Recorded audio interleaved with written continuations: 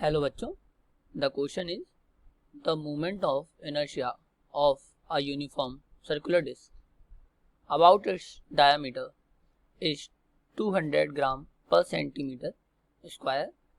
Then its moment of inertia about an axis passing through its center and perpendicular to its circular face is. Okay, तो की concept को देखते हैं। की concept क्या है इस क्वेश्चन का।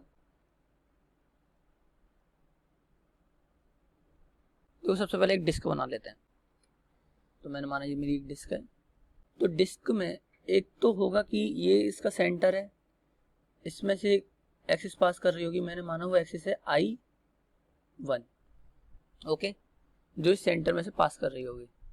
और ये दो इस तरीके से होंगी जो कि इसके डायमीटर के अलग होगी, परपेंडिकुलर एक दूसरे के, इस तरीके से, जिसको मैंने मान लिया I2 एंड I3। तो अब ये एक परपेंडिकुलर एक्सिस थ्योरम होती है, परपेंडिकुलर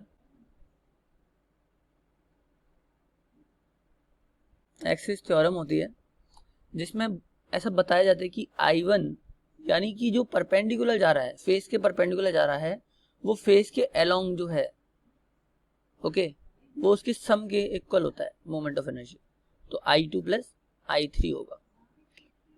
अब हमें क्या चीज गिवन है उस चीज को देखो, क्योंकि डायमीटर के अलग अगर मैं बात करता हूं तो डिस्क का इक्वल ही होगा। किसी भी डायमीटर का अलग ले लूं तो I2 and I3 should be equal. What will happen that I2 is equal to I3 for disc, okay. And इसकी वैल्यू मेरे को दे रखी है, तो I2 is equal to I3 is equal to 200 gram per centimetre square, यही होगा, okay. और हमसे क्या पूछा है, moment of inertia about an axis passing through its centre and perpendicular to the circular face, यानी हमसे I1 की वैल्यू पूछी है।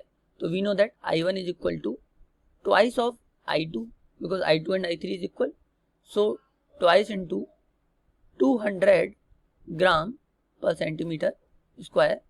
तो I1 is equal to 400 gram per centimeter square. So this is your final answer. So option C is correct. Hope you all get it. Thank you.